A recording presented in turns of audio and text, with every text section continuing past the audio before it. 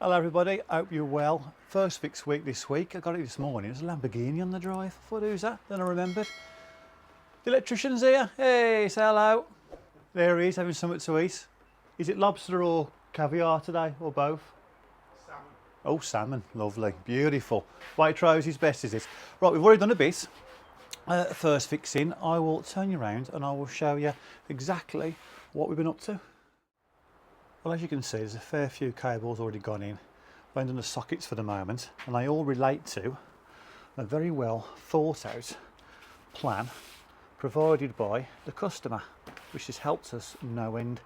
So we are in a utility at the moment, and we have been given the plan that the kitchen company, basically, that will be supplying all these units, have issued the customer. So we now have that, so we know where all the sockets need to go in correspondence with the list of everything that the customer requires and where they want it, and we're just highlighting it and checking it off as we go.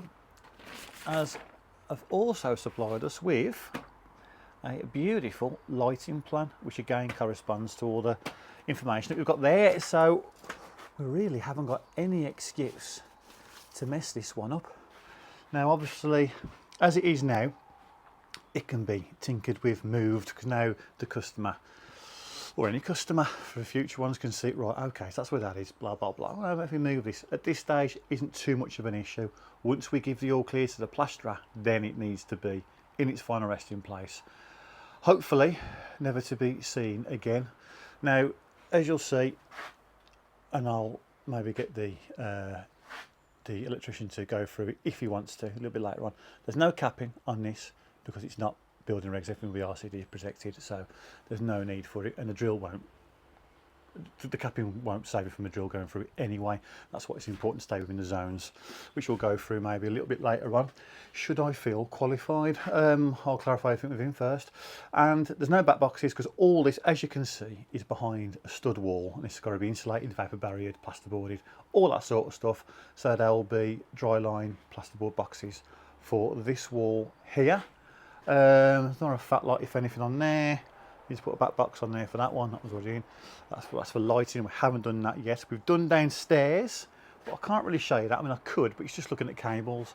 And I don't know if you can see that. It is quite honestly a bit of a dark, wet, horrible day outside, which means it's pretty dark down there. So I don't think you're really in the mood to see some dimly lit cables, but there we have it. So we're moving into here now. We've got the plan, we've got everything that we need, and then we can start putting the sockets on in there, and then we'll start with the lights. End of day one, first fixing, with the electric side of things anyway. And it's time for that demoralising look back when you've been here all day, and it looks rather similar than it did when we first turned up, but there's a lot there. Not you'll ever see it, but it is there, and it's what makes the house work. It's what needs to be done. It's extremely important. It's just, you don't feel like you're moving forward, but we are. All the first fixing for the entire project, sockets wise, is done.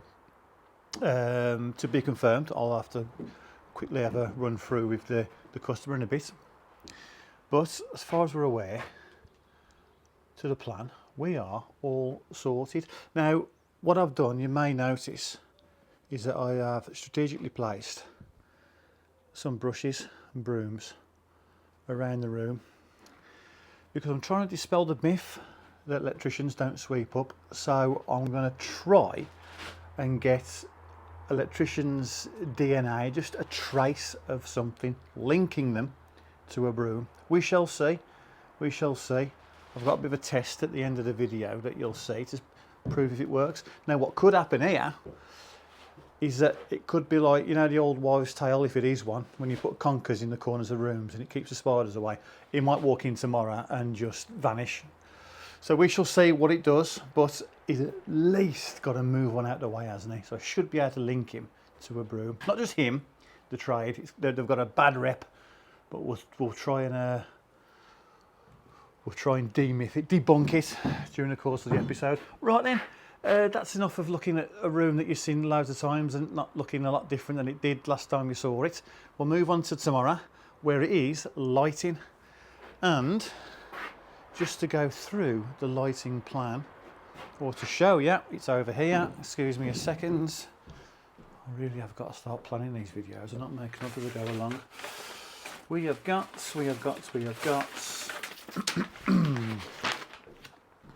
this. There's a lot of it. Every red dot, small red dot, is a downlight or a spotlight or whatever you want to call them. No one really cares. And the big ones are either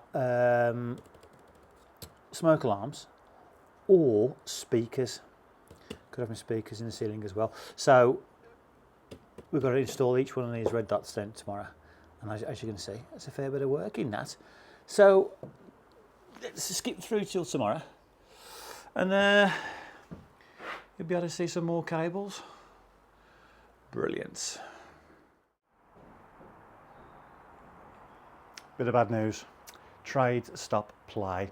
Electrician's done all this thing. He's popping back later on this afternoon to finish downstairs. There's a couple of more the lighting system to go in. And then that's it from his point of view. He's been ace, brilliant, nice one, excellent. However, slight issue with the plumber. He can't make it this week, which means it won't be first fixed by the end of this week, which doesn't hold us up too much. It's just a little bit annoying, but it's okay. That's what happens. Welcome to the building industry. So this is basically, what can I do? There's not a lot more than we can do here now. We've done a little bit more downstairs. I'll take you down and show you what's there. Maybe a little bit of confusion as to why this floor is being filled up at all. A couple of videos ago we showed you find that void. Now we're filling it back up to get to its level, so it'll be concreted, insulated, all that sort of stuff. A couple of people in the comments asked, well, why are you doing that? Well, we're having underfloor heating here, a wet underfloor heating system in there. And there's a few different ways of how you can do that. Hello, Matthew. There you go. There's a few different ways that you can do that, but we only like putting it in the screed in a solid floor. That's how we feel that is the most efficient way of using the underfloor heating. You can retrofit it into normal joists if you've got a suspended floor, that sort of thing. I can't see how it can be as efficient as this. So whenever we can, and I want underfloor heating, we fill it up and we do it that way. You've got to be careful though, because underfloor heating systems are, voids under the floor are vented to keep them dry. So you've got to make sure if you do that, you're not blocking up any vents that lead to other rooms, because that was their channel of air to get to them. So you've got to make sure that you don't block that up, because you will cause problems in your front rooms or any other room that you're not underfloor heating or you're not filling up. In which case we're okay, we're good here. So that's that. Inspector came last week, as you know. A couple have asked why have you what do they actually look for. Basically, above here you can see, and all here, all the timber work is complete. In short, this project is built structurally, it is complete. That is when you get the inspector in to check that they're happy with everything that you've done, because from this point on you plasterboard it, you cover it all up, they can't see it. So steels are in, they check those, they want to see the spec, make sure you've got the bearings right, the pad stones are correct, all that sort of stuff. The timbers, what size timbers have you used, is there a spec for it? They can do their own, they can measure it, work out what kind of span, making sure that you've got all the, where is one? All the wall straps or ceiling straps, all those are in. They check all that sort of stuff. Coming down to the floor down here, they make sure you've got enough hardcore in, what sort of hardcore you're using, that's very important. All that sort of stuff, the drainage, everything that once you start putting the finishing touches in, it's going to get covered up, they need to see beforehand. To that end, they need to see the insulation. Now this is a warm roof, they've already seen that, or we've already showed them that. I can watch the video if they want to, but they would have seen the photos that we showed them, because we have to document everything, because again, to finish that roof it needs to be covered up, therefore you need to evidence it's actually gone in. But this sort of walls, they're not in yet. Once that insulation goes in, we've got to take photos, or if they're available, they'll come out and they will make sure that all that is correct. Then after that, if they're happy at that stage, they will come then back out on completion, and that means that everything is complete. You don't need paint on the walls or anything like that, but the All appliances need to be installed, all ones relative to certificates, i.e. electrical and gas, if you're having gas that is, because they would want to see the certificates from your electrician, the certificates, a gas safe certificate, if that's relevant. It might not be. Electric definitely will be, but if you're not touching gas, if everything in your kitchen is going to be electric and the boiler's not being touched, and therefore it doesn't warrant a gas safe certificate. If it's just plumbing, then that's irrelevant. However, any certificate they need, they want to see, and then they'll have a quick look round, make sure everything's right, and then they'll sign you off. And that is the process. Rules of the game, man. Rules of the game. So I'll take you downstairs. We've done a little bit, and then we'll give you an update on the fundraising that I should have done weeks ago. We'll give you a full update, see where we are with that for the Birmingham Children's Hospital, and see if any of you would like to contribute. Right, it's looking like something, isn't it? Scaffold to come down shortly. We don't need it anymore. So that's all booked up, ready to be taken down. And here we are. It's a bit dark in here, so apologies if the footage isn't great. But this is the lighting circuit that just needs to be installed. That's later on this afternoon. He's popping back to sort that out. After that, this side of the room is all done. It's all spots in here, or downlights, whatever the correct terminology is. Somebody will pull me up on it, not to worry. And then that is us done. Now what we have just done is had a good old rake out of this floor, getting our levels right. Now we did it a couple of months ago. We actually did the build to get some hardcore in here, some type 1 MOT, just to get out the mud. And we tried to get it to the level that we thought it was, and we are there. We are very near there. We're a little bit short, a little bit shy. However, there's at least 5 inches worth, 120 mil, maybe 150 mil as it is. So we've got a choice there of either do we get a couple more ton to bring it up, or just put more concrete in, which is easier. It's been pumped in. I think we're going to go down the concrete route. It is absolutely fine. Nothing we've done. We've got the levels out, and then we've just seen, just to make sure, get the final fall on this toilet, the downstairs loo, because just to see whether, to make sure, however, it is not in the screed. We don't want it in that final 50 mil of the floor makeup. We want it in the, ideally in the concrete, and then you insulate straight over it as you would do the concrete pad anyway, which is ideal because it's easy. Sometimes it has to come up out of the concrete and you've got to insulate around it. It's a bit of a nightmare, but what else can you do? You need the fall, the toilet's got to go where the customer wants, so you're sort of stuck. However, in this case, it's worked out rather beautifully, and to that end, we can now extend this pipe, which would just go to the hand basin, which would be around about here. And I was going to do that, convert it down to 32 mil from there and have it in the floor and then sticking up. Not ideal, but I thought initially when we put this in a couple of months ago, is that when you do extend this in 110, we're going to be out that floor, which is obviously a no-no. But as it works out, we've got the final laser measurement on it, and we can get it from there with an elbow on it in 110 mil, and we'll be in the floor, well in the floor, under the screed.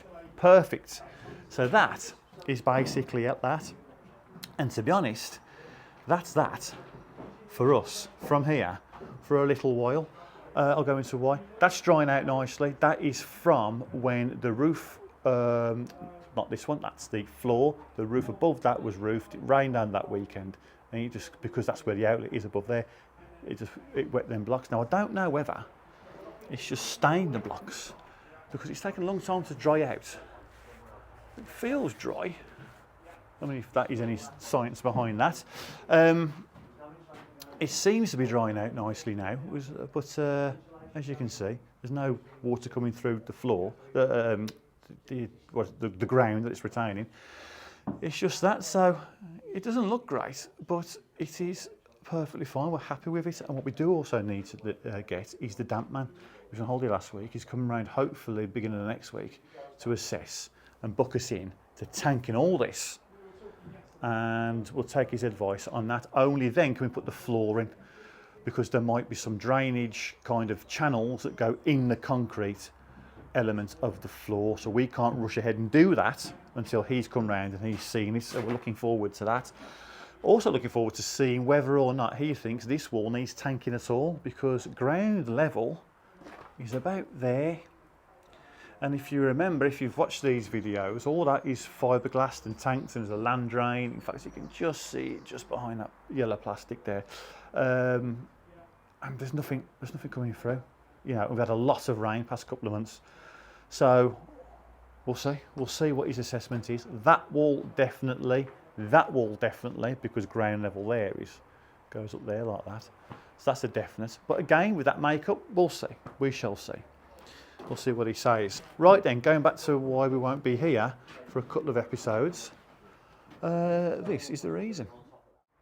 We're waiting now, as I just explained, on other trades. We need the damp man, the tanking man to come round, sort us out with that, give us the all clear on the floor. Then we can come back and do that. There's an air conditioning system being fitted next week throughout the new build elements of this build, as well as the existing rear reception room up there above this terrace here. And we need to be out their way, because I think they need quite a bit of space. He came around the other day, he tried to work around us, he just couldn't do it and he had to go. And he left his tools, and that was about 2 weeks ago, and he hasn't been back for them. I would have noticed that down on my van by now, but maybe he hasn't. But there we have it. So we're getting out of the way for at least a week to let other people come in and do their thing. Hopefully then by the end of next week we will know where we're at in terms of the walls being tanked, so we can crack on with the floors. Hopefully the plumber would have been by then, so then all the first fix will be complete, and then we're into insulating, vapor barrier and plasterboarding. But we can't do all of that. We can't do any plastering at all, I don't think, until the windows are in. Now they're ordered. The customer has been right round through the rigmarole with the windows, to be fair to him. Certain companies have promised things that haven't quite come into real life, but you know, not to worry. They're on now. They've got a company. We'll wait till they're here, then we'll big all them up once they start getting installed.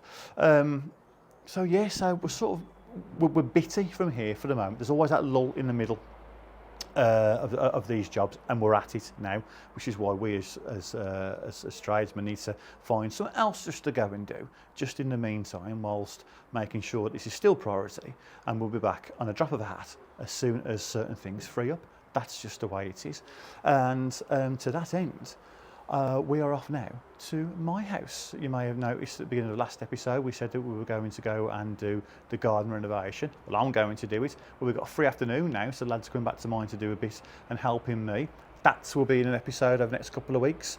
And then I'm going to start another project, and Matt and Richard are going to start another project. So we're splitting up, and we'll do our own thing, and then reconvene here soon as we possibly can. So there's a few videos coming up over the next few weeks, all from different places, all from different projects. Hopefully you'll enjoy them.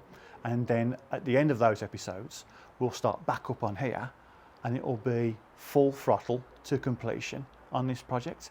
So look out for those videos, and I will now go to the van, do some totting up, and we will have a chat about the fundraising and how that's going.